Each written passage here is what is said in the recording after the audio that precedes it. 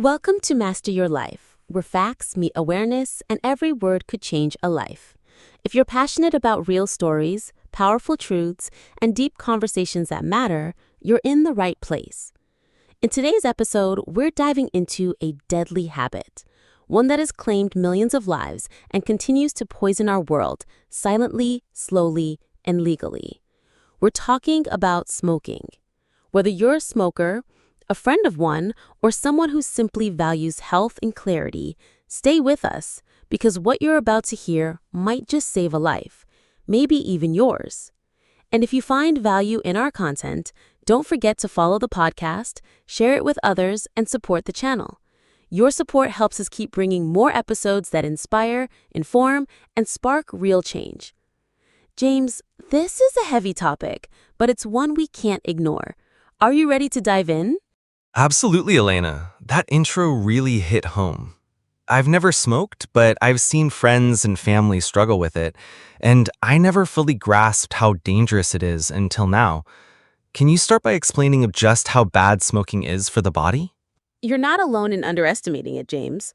Smoking is a global killer, responsible for over 8 million deaths annually, according to the World Health Organization's 2023 data. Of those, 7 million are from direct tobacco use, and 1.3 million are from secondhand smoke exposure. It's not just about lung cancer, though that's a major risk, with smoking causing 85% of lung cancer cases. Tobacco affects nearly every organ: the heart, brain, lungs, liver, kidneys, reproductive system, skin, and even bones. Each puff introduces over 7,000 chemicals, including 70 known carcinogens like tar, arsenic, and formaldehyde. These toxins inflame tissues, damage DNA, and accelerate aging. For example, smoking increases the risk of heart disease by 2 to 4 times, stroke by 2 to 4 times, and chronic obstructive pulmonary disease, COPD, by 13 times. It's a slow poison that dismantles your health from the inside out. Those numbers are staggering. I had no idea it was that widespread. What's even scarier is secondhand smoke. You mean just being around a smoker can harm you? Exactly, James. Secondhand smoke is a silent killer. It contains the same toxic chemicals as firsthand smoke, putting non-smokers at risk. The WHO estimates that secondhand smoke causes 1.3 million deaths yearly, including 600,000 from heart disease and lung cancer in non-smokers. Children are especially vulnerable. Exposure increases risks of sudden infant death syndrome, SIDS, asthma, ear infections, and developmental delays. Pregnant women exposed to secondhand smoke face higher chances of miscarriage, preterm birth, and low birth weight babies. A 2022 study found that children of smoking parents had a 30% higher risk of respiratory issues. Even brief exposure, like 30 minutes in a smoky room, can impair blood vessel function in healthy adults, mimicking the effects of active smoking. That's heartbreaking, especially for kids who have no choice. I've noticed smoking is still glamorized in some places. Movies, ads, even social media. Why is it still so normalized? You're spot on, James. Despite decades of warnings, tobacco companies have mastered marketing. In 2023, they spent $8.7 billion globally on advertising, often targeting young people with sleek packaging, flavored products, and influencer campaigns. E-cigarettes and vaping, marketed as safer, have hooked a new generation. Over 10% of U.S. teens vape, per a 2024 CDC report, and many transition to traditional cigarettes.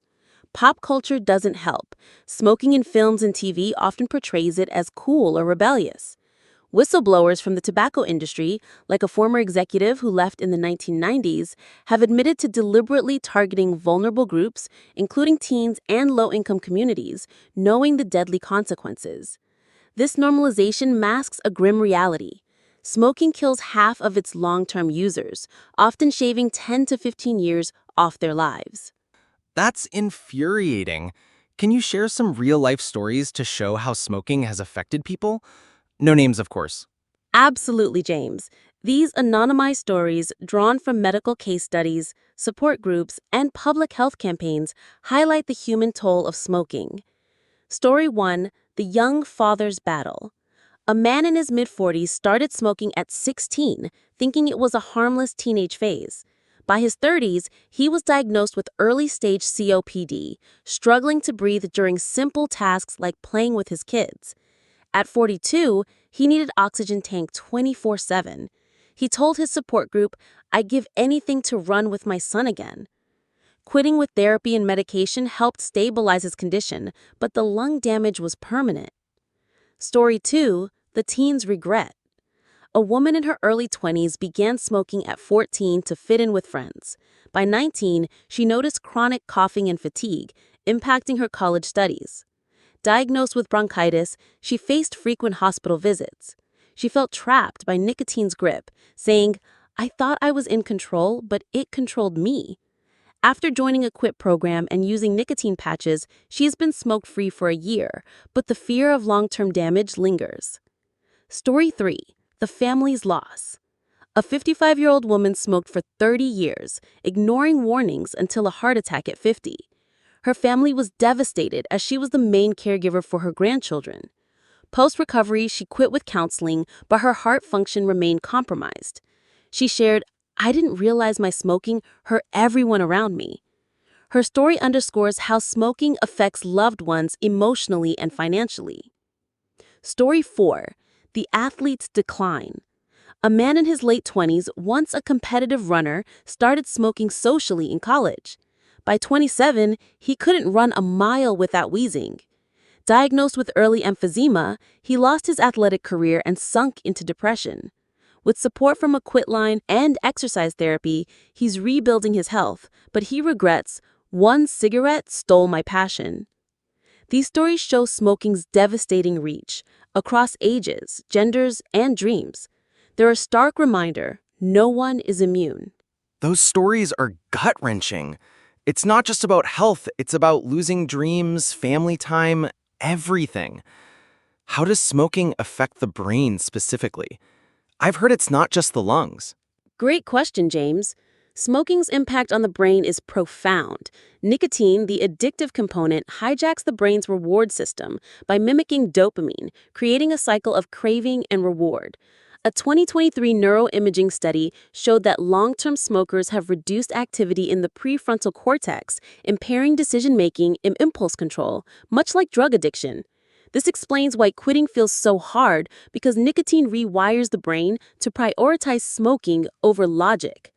Smoking also increases the risk of stroke by 50%, as it narrows blood vessels, reducing oxygen to the brain.